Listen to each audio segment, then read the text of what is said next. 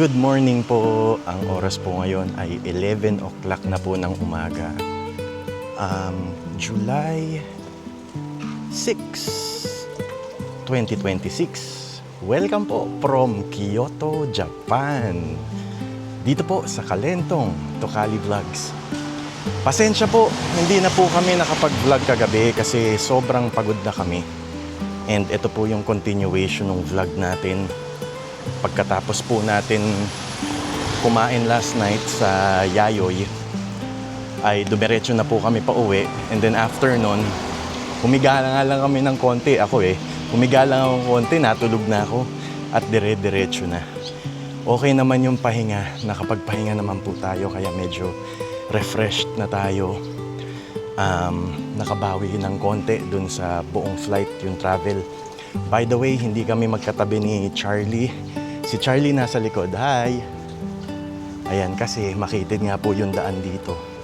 Ito po. Makitid po. Tapos isang lane lang po yung pedestrian. Ito pong linya kung nakikita nyo. Ito po yung tinatahak namin. Ngayon, baka nagtataka po kayo, nasan si Mrs.? Si Mrs. po ay nauna na dahil syempre since isa lang po yung aming bathroom sa hotel, kailangan pa po namin maghintayan. Kaya nauna na siya para magawa po niya yung mga kailangang gawin. Pero doon po tayo didiretso kung nasan siya ngayon, sa Yodobashi Camera. Inisip po namin na pumunta muna doon para mabili na namin yung mga kailangan namin bilhin, saka yung mga gusto rin po namin bilhin dito sa Kyoto, and para mailagay na namin sa luggage namin. Check mo yung likod ha, dito tayo dadaan. Para hindi na po namin iintindihin by the time na umalis na kami dito. Kasi 2 full days lang po ang meron kami dito sa Kyoto and Japan in general. Dahil sa Miyerkules po, dediretso na po kami ng Pilipinas. Kaya sobrang iksi lang po ito. Quick stopover, quick relaxation dito po sa Japan bago po tayo mag-head pabalik ng Pilipinas, pauwi ng Pilipinas. And excited na kami. Charlie, excited ka na ba sa Philippines? Ayan, excited na kami. And hopefully, pagdating namin sa Pilipinas din, hindi kami ganito, yung parang umuulan. Kasi sabi po sa forecast, it would be raining dito for the next 2 days. Kaya medyo mukhang malas kami dito sa trip namin na to ng Kyoto. Hindi kami makakaikot ng mabuti at hindi namin mapupuntahan yung mga lugar na gusto namin mapuntahan dahil umuulan, basa. Pero we will make the most out of it and sama lang po kayo dito sa trip namin dito sa Japan, and sabay-sabay po natin i-explore yung ganda ng Kyoto dito sa vlogs natin. Ito po, may Family Mart dito. Dire-diretso lang po tayo doon hanggang makarating tayo sa Yodobashi Camera.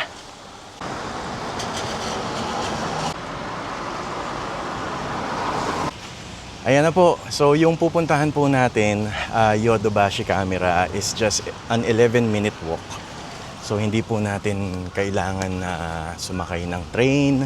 Hindi rin po natin kailangan mag-taxi. Lakad lang po.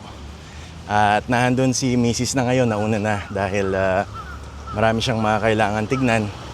And ako rin po, meron din gustong hanapin dun.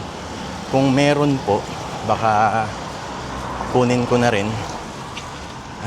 Sayang nga po dahil hindi tayo biniyayaan ng magandang weather ngayong araw. Dahil ulan ng ulan, siguro po kung maganda weather ngayon, mainit, tapos mag-shorts tayo. Pero si Charlie naka-shorts. Yan, naka-shorts si Charlie. Ako, hindi, nagpantalon ako. Tsaka ang sabi daw po nila, nagbabasa po kasi ako ng mga interesting things tungkol sa Japan. Ang sabi nila, mas malalaman mo at mas mahahalata mo ang difference ng isang turista sa local kapag naka-shorts ang isang tao. So, most of the time po, pagka naka-shorts daw ang tao, makikita mo dito. Ano sila? Turista. Hindi naman ako feeling local. Gusto ko lang po mag-blend in. Yun po yung sigurong tamang term doon. Blending in. Kaya ako nagpantalon ngayon. And then, besides, umuulan din talaga. Kaya, nagpantalon din talaga ako. Ayoko lang din talaga mabasa. Dahil we will never know kung kailan lalakas yung ulan. Buti nga po,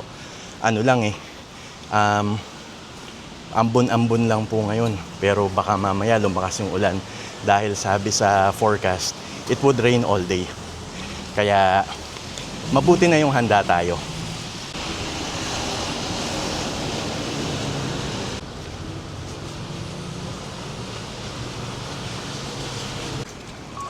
Ayan, I think nakita ko na. Magto-turn right lang tayo dito. Tapos may hit na natin yung Yodobashi camera. Ayan, medyo lumalakas po yung ulan. Sana humina na siya. Or kahit wag nang umulan dahil masyadong hindi po siya convenient pagka nag-iikot tayo. Sana talaga. So malapit na po tayo sa Yodobashi camera. And hopefully tama po itong nilalakaran namin kasi nakita ko na yung sign eh. Tignan natin. I think this is the one, Charlie, di ba? Ayan, tama nga tayo. Eto na nga yun. Nahandito si Mrs. At pasukin na natin to para magkaalaman na kung ano ang mahahanap at makikita natin dito. Doon po sa kabilang side may Burger King din po doon. Ayan, Burger King. Yan. Pero kailangan natin ng umbrella para makapasok tayo sa loob. Ito po yung Dijus na pangkuha ng umbrella. Ito po. Pasok tayo, tayo. Ay, ano ba to? Wala. Ito. Papasok natin. Kaso, wala dito tayo sa kabila. Hindi nakasalo. Hindi rin yata nakasalo. Dapat automatic yan Pagka ipinasok mo, makukuha mo na Pero itatry po natin. Yan. Ayan. Yun Para hindi lang sumagad.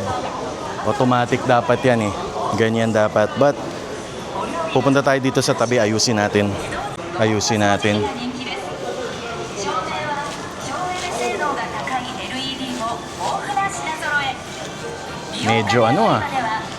Medyo nararamdaman ko yung init ng jacket Kailangan ko magtanggal. Ayan. Ito po ginagamit dahil para hindi po magtulo sa loob ng tindahan. Para hindi po sila maglinis dahil laging basa tsaka hindi magputik po sa loob.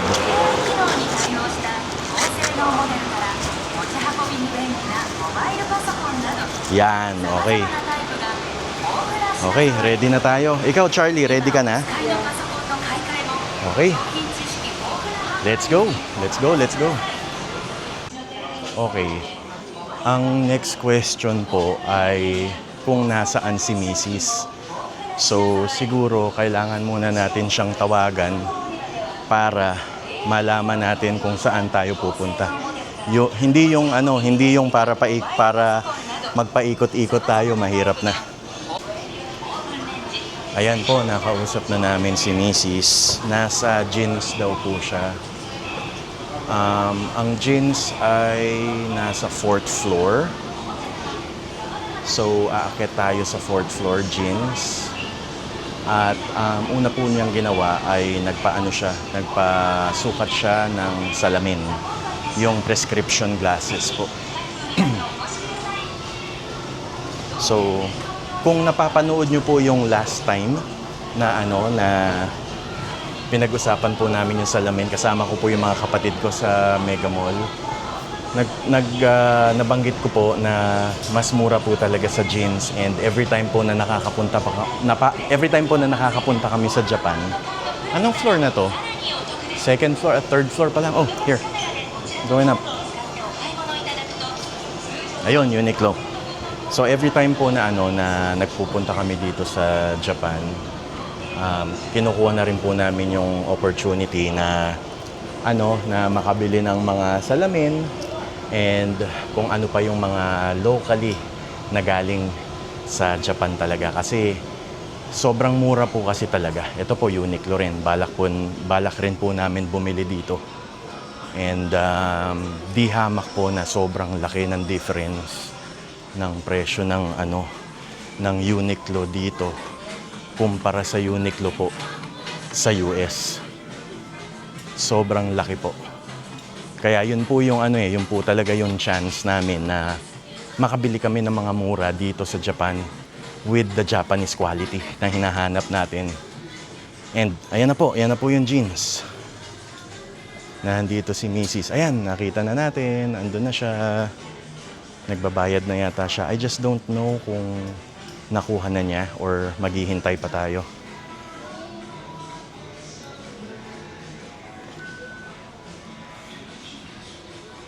Oh, looks like it's done. The payment is not done.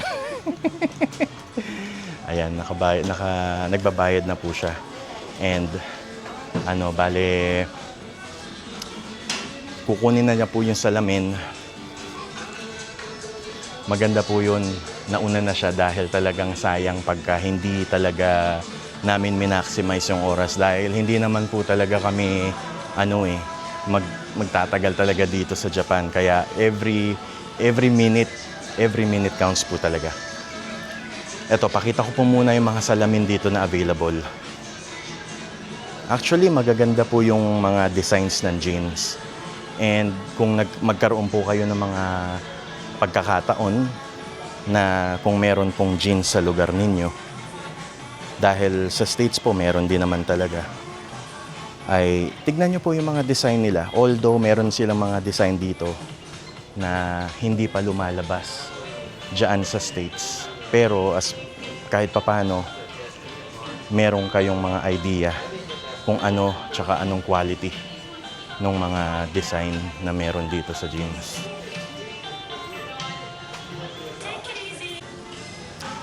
Alam nyo po, yung sinusuot ko po na na glasses sa mga vlogs natin minsan, dito ko rin po binili sa jeans. And mas mura po siya di hamak pag dito mo siya binili.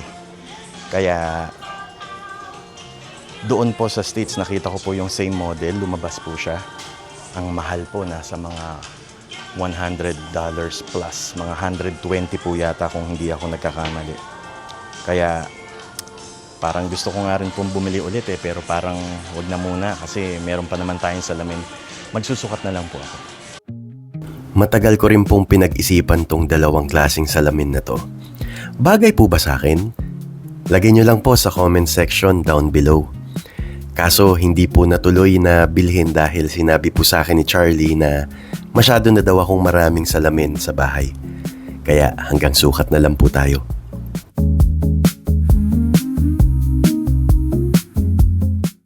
Ayun po. So, nagtanggal po ako ng jacket. Ngayon, nagkahiwalay po kami nila Macy's and Charlie. Hindi ko lang po alam kung saan po sila nagpunta. So, looks like kailangan hanapin ko sila ngayon habang tayo ay nag-iikot dito sa loob ng Yodobashi Camera. Actually,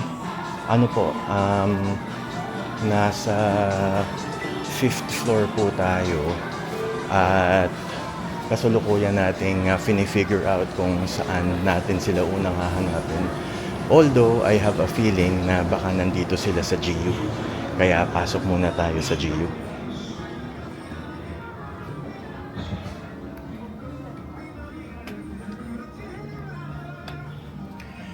Alam ko kasi meron gustong bilhin si Charlie dito sa GU.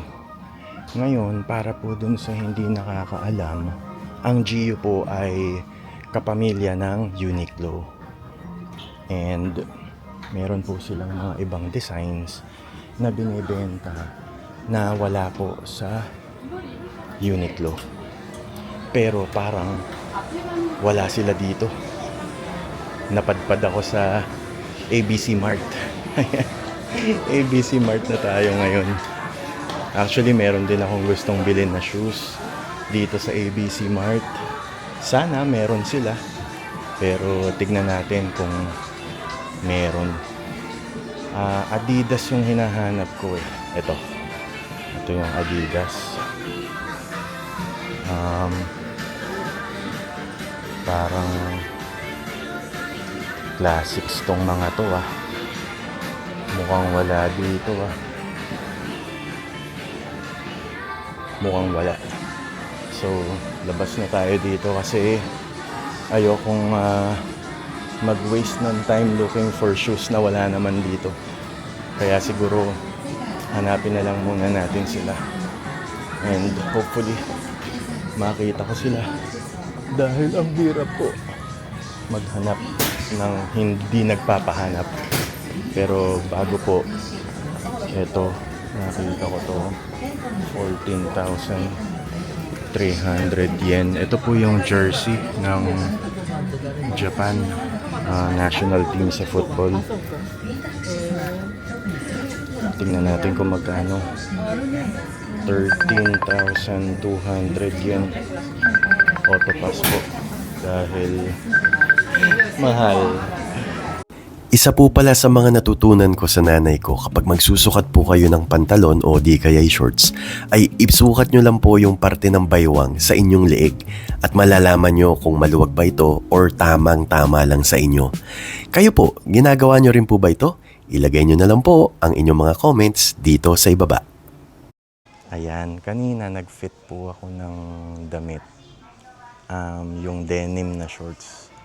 Kaso hindi bagay sa akin. Tsaka masyadong mahaba po. Pang kids. Pang teenager. Ito na lang po yung kukunin ko. Ayan, sale po siya. Lumalabas $10 lang pag kinonvert po natin sa US dollar. Ganda po ng fit. Na-try ko kanina. And meron din na rin po ako mga nabili na t-shirt na na galing dito sa GU, kaya nagugustuhan ko sila. Ito na lang po muna yung bibilin ko. Tapos, mahahanap na lang po ulit tayo pagka meron pa tayong nakita. Ayan, tara. Tuloy ang ikot. Tignan natin kung ano pa yung mabibili natin dito sa shopping day natin. So, yan po. Nakalabas na kami. Meron po dito na tindahan ng sapatos. Hindi ko alam kung ano yung pangalan eh. Mamaya malalaman ko. Hapon po kasi yung salita. Pero nakita ko po yung gusto kong bilhin na shoes dito. Ito po, papakita ko sa inyo. Yan. Adizero po. Evo XL. Evo SL. Yan. Meron po silang iba-ibang colorway. Yung kulay po, yung design. Ito po, alam ko, exclusive lang to sa Japan. Ang price po niya ay 18,000 yen lang, which is hindi ko pa alam. Papakita ko po sa inyo yung conversion mamaya. Pero ito, exclusive po yan. Alam ko sa Japan lang yan. Dito lang po yan nilabas. Tapos, limited lang din po siya. Ito okay din po yung gantong kulay. Pero ang hinahanap ko po na kulay kasi yung silver. Ito maganda rin po ito. Tsaka ito, simple lang yung kulay niya, black lang. Pero parang hindi pa po ako ready na bumili dahil gusto ko pong malaman kung meron pa pong mas mura dito. Pero hahanap po tayo. Oh, sugoy! Pero anyway, bago po tayo bumalik doon sa sa baba kasi makiklaim na po niya yung anong tawag dito, yung salamin niya. Papakita ko lang po to sa inyo. Ayan, oh. Signed jersey ni Dennis Rodman. Ayan po yung signature niya. Oh. Grabe. Magkano kaya yan? Grabe, no? Alam niyo po, ano eh. Isa yan sa mga gusto kong player eh. Pure hustle. Dennis Rodman, the worm. Ayan. Ito sa baba, may signed, basketball naman si Kyrie Irving. Ayan. Pero ito talaga yung nakapuhaw sa mata ko. Si Dennis Rodman. Anyway, tara na po. Si Charlie, gusto na niyang dumaan daw sa ABC Mart. Meron daw siyang titignan. Ayan, nakabili na si Charlie, tapos si Mrs. nabili na rin niya yung kailangan niya. Parang ako na lang po yung hindi nakakabili. Pero sabi nila, gusto nila munang kumain muna. So, umakyat kami dito sa 5th floor. Kasi dito sa 5th floor, merong parang fast food area or dining area ang Yodobashi Camera. Ito po, pakita ko po sa inyo. Lumabas ako dito para maipakita sa inyo yung entrance pa lang. Ayan po, ang tawag, Yodobashi The Dining. Pagpasok niyo po dito, marami pong mga kainan na hele-helerang kainan like Alegria. Yan, para siyang hindi siya Japanese. Ito yung classic na parang traditional Japanese na nuwakura. Ayan. Yan yung mga menu niya. Tapos ito naman, puro sushi naman dito. Yan, puro sushi naman dito. Tapos dito kami kumain sa Poms. Poms. Ito sila. Umu-order na sila. Hi! Naka-order. CCR ka? Halika. So, yun. Naka-order na sila. Nakakuha na rin kami ng upuan. Then, sasamahan ko lang po si Charlie mag-CR kasi naiihi daw siya. Ngayon, pagkatapos namin mag-CR, kakain na kami tapos papakita ko sa inyo kung ano yung in-order namin para malaman natin kung masarap ba dun sa Poms. Pero ang alam ko, yung Poms kasi, matagal na siya. Nakikita ko na rin siya sa mga ibang lugar dito sa Japan. Tingnan natin, pero first time po namin siyang matitikman. Ayan, sinerve na po yung yung salad. Yung salad ko po dalawa kasi tinikman lang ni Charlie yung kanya. Tapos ako meron akong sarili. Tapos kaya ko po pinapakita sa inyo kasi gusto ko pong ipakita sa inyo yung nila, yung area kung saan pwede kang kumuha ng drink. Ayan po, self-serve po kasi sila. So, eto nakakatuwa kasi pag kumuha ka ng tubig, may kasama na pong yelo. Ayan o, high-tech, di ba? So, i-check natin kung masarap yung kanilang salad dito sa Poms. Parang ngayon na nakakain ng salad. Okay, Charlie.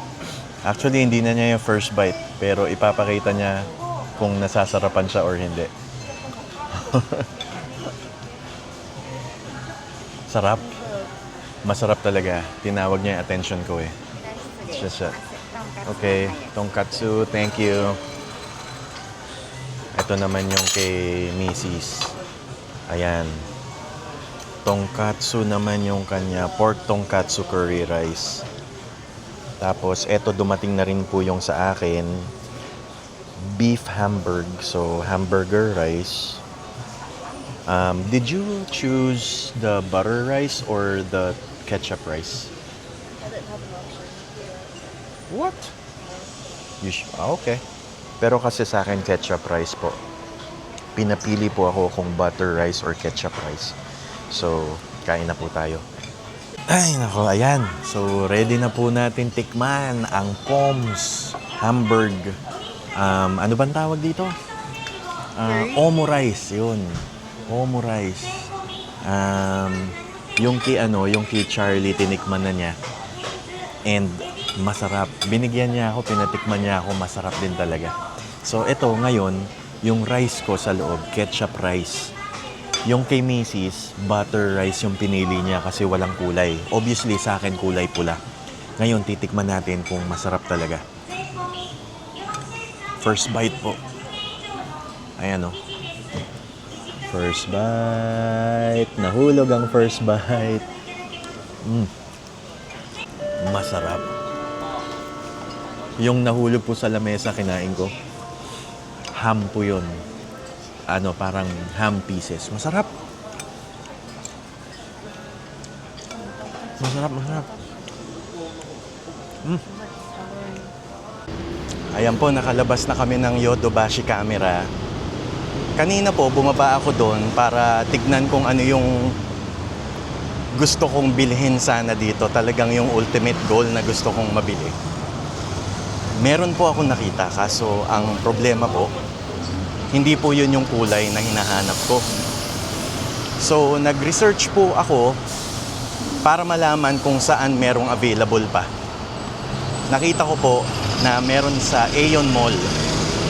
Yung Aeon Mall is mga 14 minutes walk from Yodobashi camera. Kaya lumabas na ako, kasama ko sila misis nasa likod, pila-pila lang po kami. Ewan ko makikita, ayan. And pupuntahan na namin para malaman kung merong ganong kulay sa Aeon Mall. So we shall see.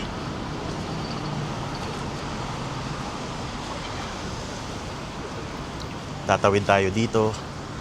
Kung nakikita nyo po, medyo umuulan pa rin. Drizzling pa rin, ika nga nila. Dami nakapilang bus doon sa kabila. Tapos uwian na rin po kasi ng mga nagtatrabaho. Ang ganda sa Japan, ano? Sarap tumira dito, pero sinasabi nga nila,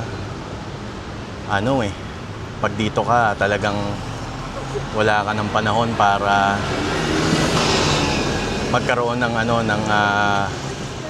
ibang buhay, puro trabaho na lang. Kaya nauso nga po dito yung izakaya eh. Yun nga lang,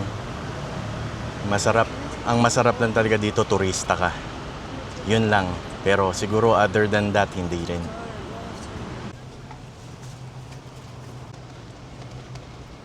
It's not. I envy the people that's not holding anything. We can probably ask them if they want to. Ayan na po. Nandito na tayo sa Aeon Mall. And dito na po natin malalaman kung ito ba ay magiging fruitful. Actually, meron po kasi akong hinahanap na watch. Matagal ko na pong gusto yung watch na yun kasi para lang meron akong pang-complement dun sa hinahanap ko po na outfit.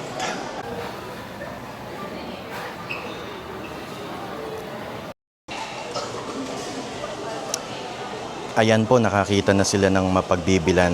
So, ang binili lang ni Charlie ay yung matcha. Somewhere dito, hindi ko lang alam. Ito po yata yung cold na matcha. Dito po sa Nana's Green Tea. Since naghihintay po tayo, umupo na lang din po muna tayo. Tapos, tayo ay mag-shoutout corner. Ayun po, so isang shoutout lang po yung gagawin natin today. Ito po ay sa aking pinakamasugid na viewer. Ito po yung pinsan ko, si Raquel Santos. Nagpapa-shoutout na naman po yung pinsan ko. Shoutout po sa Santos family, buong Santos family. Napakalaki niyang Santos family. Cruz family. Shoutout din po sa Cruz family. And lastly, sa Perez family. Shoutout po sa tatlong pinakamalalaking pamilya dyan sa Bulacan. Shoutout sa inyo. And then shoutout din sa'yo, Ate Raquel Santos ng Hagonoy, Bulacan. Yun. So kung gusto nyo pong masama dito sa shoutout corner natin, mag-comment lang po kayo. Tapos ilagay nyo lang po yung mga questions nyo or mag-iwan lang po kayo ng comment dito. At pinabasa ko po lahat ng mga comments ninyo. And natutuwa po ako nabasahin ang lahat ng mga comments at sinasagot ko po sila isa-isa. So, isa-shoutout ko po kayo, magsabi lang po kayo sa comments natin, and magpapasalamat na rin po ako sa inyo sa pagpapanood at sa pagsuporta nitong channel natin na Kalentong Tokali Vlogs.